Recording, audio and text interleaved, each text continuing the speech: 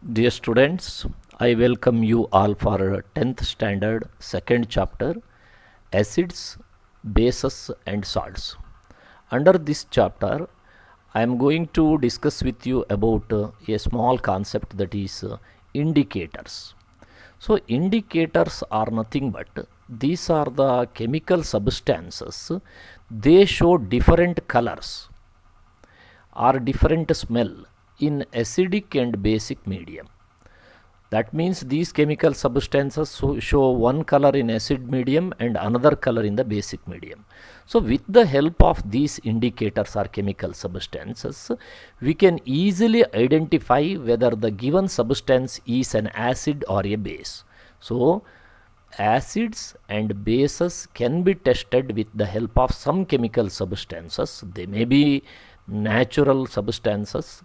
If they are natural substances, then they are called natural indicators. If they are synthetic, then it is called synthetic indicators. And there are some chemical substances, they show different smell in acid and different smell in the base. If it is so, then such indicators are called olfactory indicators. And there are some chemical substances. They are called universal indicators. They can be used to test whether the given substance is an acid or a base. Along with that, we can judge whether the given substance, how strong if it is acid, how strong acid is, or if it is base, how strong base is. Even that can also be tested with the help of some indicator. They are called universal indicator. One such universal indicator I am going to discuss today is pH. So what is pH? The pH scale, it has 0 to 14 numbers, and from 0 to 14 it has different color bands.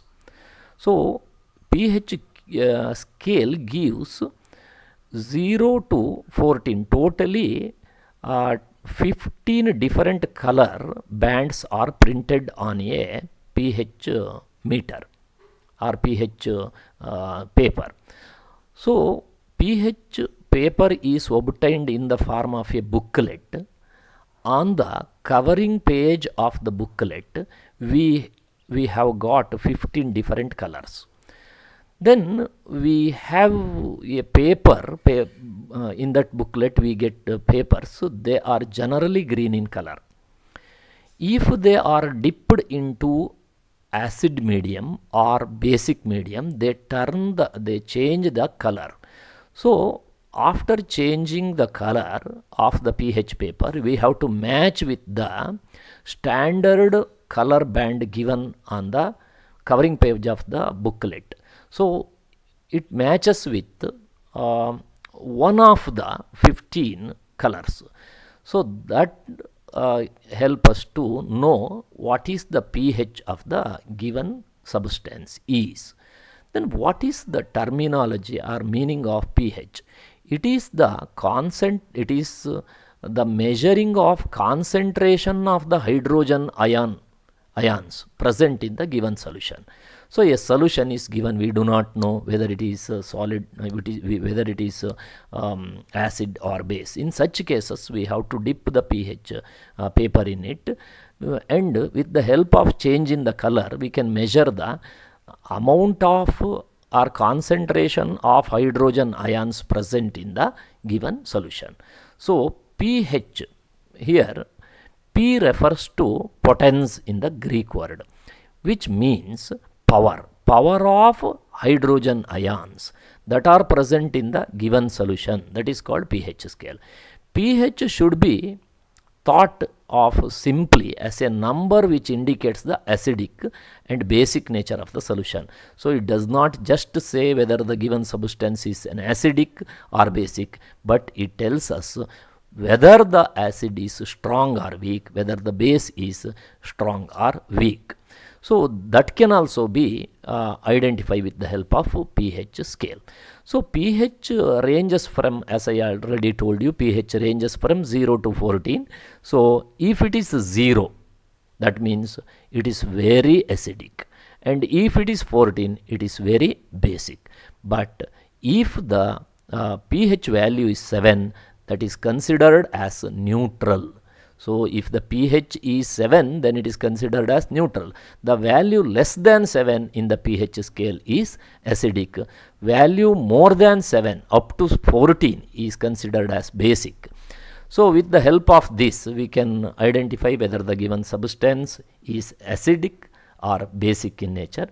In this scale, higher the hydronium ion, if a given solution contains more hydrogen ion, then it is considered as highly acidic. And lower the pH value, strong will be the acid. And strong, if the acid is very strong, it contains more hydronium ion. As the pH value increases from 7 to 14, the H plus ion concentration decreases, and OH minus ion concentration increases. That means if the OH concentration is more, strong will be the alkali. So with this knowledge, we can answer this question now. The question is, you have two solutions, A and B. The pH value of A is 6 and pH value of B is 8. Which solution has more hydrogen ion concentration, and which one of this is acidic and which one is basic? That we have to answer. If the value is less than 7 means acidic. Acidic solution contain more hydrogen ion. So the first, if the solution A contain more hydrogen ion, then it is acidic. Which of this is acidic? The A is acidic, and the solution B, which has more than 7, so it is basic. So the answer is given like that. So you can follow this answer. So with the help of pH knowledge, we can answer this question. Then what are the effect of concentration of H plus ion in the nature of the solution? That you know, if H plus ion concentration is more, then it is acidic. If H plus ion concentration less and OH minus ion concentration is more, then that is acidic. So if the value of H plus ion varies, then it affects the nature of the solution. With an increase in H plus ion concentration, the solution becomes acidic, while decrease in H plus ion concentration, then the basicity of the solution increases. So the strength of the acids and the strength of the base depending on the number of H plus ion it contains or OH minus ion it contains. So acids that give rise to more H plus ions are said to be strong. If an acid contains more H plus ion, that is strong acid. If it contains less H plus ion, then that is weak acid. So based on H plus ion concentration, we can judge whether the given acid or base is strong or weak. Now you can answer another question. Do basic solution also has H plus ions? If yes, then why are they basic? So I already told you, even bases contain H plus ions, but H plus ions concentration is very less in the base, and OH minus ion concentration is more in the base. So the knowledge of pH value is very important in everyday life. So what is the pH value that should be there in our body for our survival? So it is very important. Our body can work properly if the pH range is 7 to 7.8. So our body does not work below 7 or does not work properly above 7.8. So living organism can survive only in a narrow range of pH, that is 7 to 7.8. Then you might have heard sometime rain falls in the form of acid, that is called acid rain. This is due to air pollution. Air contains some basic oxide like sulfur dioxide, sulfur trioxide, due to the combustion of fuel like coal, etc. So when rain falls and it passes through the atmosphere which is polluted, it mixes with the acidic oxides and make the water droplets into mild acids. So what is acid rain? When pH of the rainwater is less than 5.6, it is called acidic rain. So if you take rainwater and test with the help of pH, if it is less than 5.6, then it can be considered as the rain is acid rain. Acid rain is harmful because when rainwater which contains acids, when it falls in the form of rain, it flows to the rivers. It lowers the pH value of the river. That means it increases the H plus ion concentration of the river water. As the result of which the river water become acidic, the survival of the aquatic life in such a river become difficult because the aquatic animals cannot survive in acidic medium. Even plants require a specific pH range for their healthy growth. So the knowledge of pH of the soil in agriculture is very important. So in agriculture, the pH of the soil to be tested by the agriculturist for proper growth of plants and to get good yield. So how to test the pH value of a soil? So collect the soil from the various places of agriculture land. Take about 2 gram of soil and dissolve it in 5 ml of water. Shake the content well and filter the content. You will get a filtrate, and now test the filtrate with the help of universal indicator, that is pH paper. If the pH is in between what is called 5.5 to 7, then it is neutral. It can be considered a neutral soil. Most of the plants give good yield in this optimum range of pH, that is 5.5 to 7. Okay. Next, there are some plants. They grow more. They grow well in the more acidic soil, and there are some plants they can grow properly when the soil is more alkali in nature. So for the cultivation of such plants, the pH of the soil should be tested. Sometimes the acid becomes the soil becomes acidic by the continuous agricultural practices. In such cases, the farmer use quick lime or chalk or slack lime for their soil. It shows that when these calcium oxide or calcium hydroxide or calcium carbonate that are present in these chemicals, when it is added, when it dissolves in water, they are basic in nature. They produce some bases. So if the acid contain more acid, if the soil contains more acid, when you add such chemicals which are basic in nature, the soil neutralizes. So neutralization takes place in the agricultural land, so that you can make the soil neutral, and neutral soil, as I said already, it is more convenient for the growth of many plants.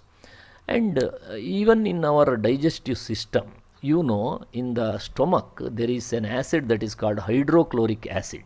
This hydrochloric acid is necessary for digestion of some food items, but due to some indigestion, etc., sometimes stomach secretes excess acid, HCl. So that condition is called acidity. So acidity is an abnormality, and it is the disorder which can be cured by using a medicine called antacids.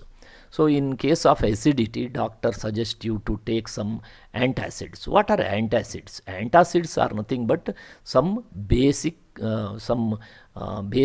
compounds such as magnesium hydroxide, MgOH twice, that is also called milk of magnesia. So this milk of magnesia is basic in nature, so it reacts with the hydrochloric acid that is released in the stomach. So neutralization takes place in the body. So with that, the acidity can be neutralized, or it can be cured. So this knowledge, pH knowledge, or the knowledge of acid and base neutralization is necessary for good health also. There is another condition that is called, or disorder called, tooth decay. It is very common. So tooth decay is caused due to the corrosion of the hard part of the teeth, that is called tooth enamel. When the pH value of the mouth goes below 5.5, tooth decay starts.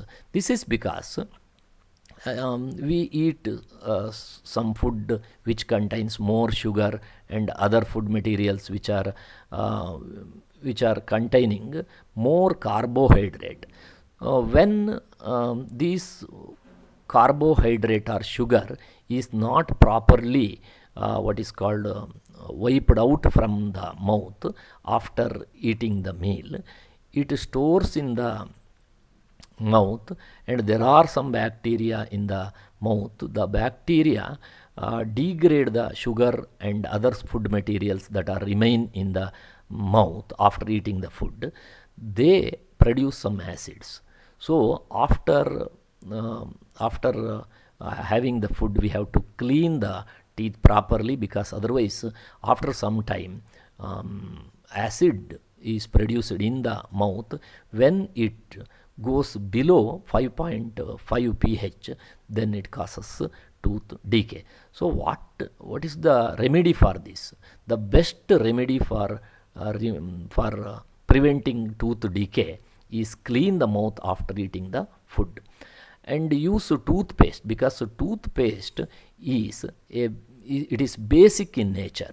So acid is produced due to the bacterial action in the mouth. So to neutralize that acid, we have to use base. So toothpaste contains some basic compounds. So with the help of that, if you clean, your mouth becomes neutralizes. So excess acid prevent the tooth decay.